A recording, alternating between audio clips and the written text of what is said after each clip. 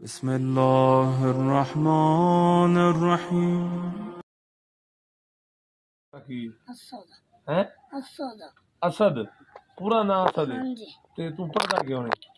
और मैं इस बार उन्हें मैंने पैंदे से सोचे क्यों दूसरे बालों में पैंदे नहीं मैंने पैंदे से तेनू क्यों पहले तू नलायक होना तू मैं था थोड़ा जा लेट अच्छा एक मिनट जी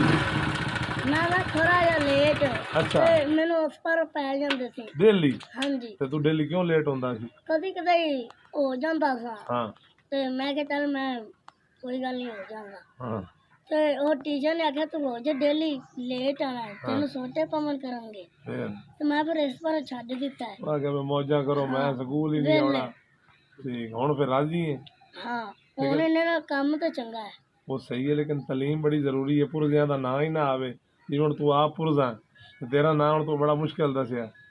तलीम तो जरूरी है ना पुरजे दा पता होवे भी आ फिलानी च है रैंच है गोटी है राड है सारा पता ही हुण इत्थे लिख सकना गोटी लिख के विखा गोटी किवें लिखनी है ਕਿਹੜੀ